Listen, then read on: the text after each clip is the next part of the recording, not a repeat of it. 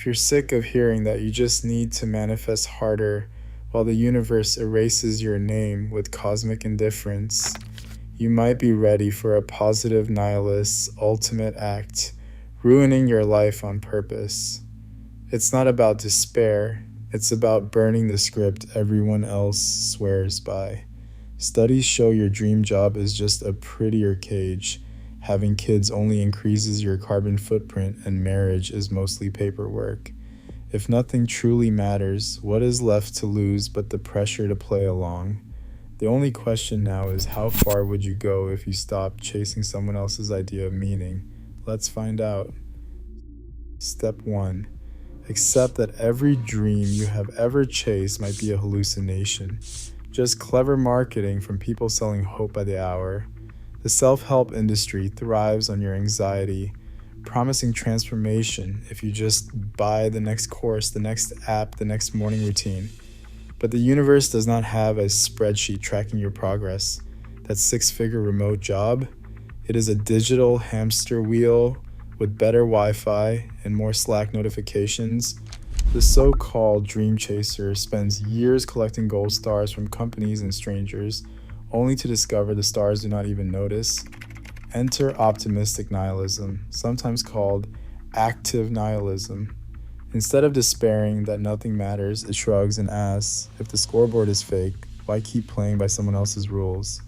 Active nihilism means you do not have to fill the void with hustle, marriage, or a curated feed.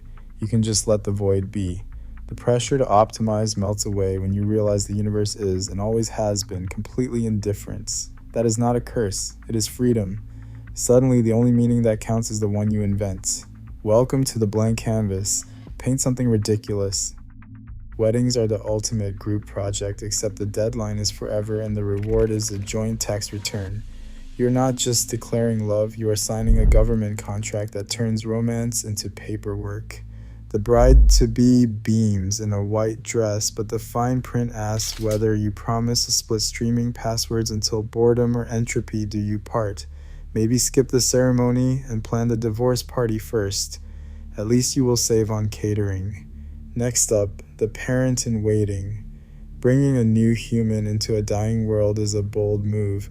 Climate scientists estimate that having one child in a wealthy country adds about 58.6 tons of carbon dioxide to the atmosphere every year.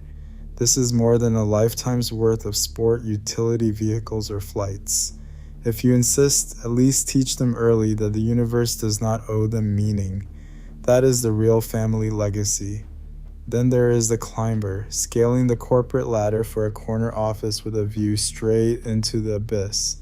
The higher you go, the more you realize the ladder is propped against the void. Why chase a title when you could nap under your desk instead? The universe will not send a performance review. Opting out is not failure, it is creative rebellion. Ruin the milestones and set yourself free.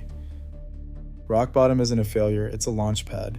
Some people ghost their jobs mid-Zoom, vanish from LinkedIn, and book a one-way ticket to a country they can't pronounce.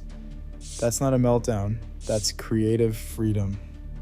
The spectacular quitter doesn't just resign, they detonate the bridge, then roast marshmallows over the ashes. Studies on post-traumatic growth show that more than half of people who hit their lowest point report finding new purpose or creativity. Artists, writers, even ex-bankers credit their best ideas to the moment everything collapsed.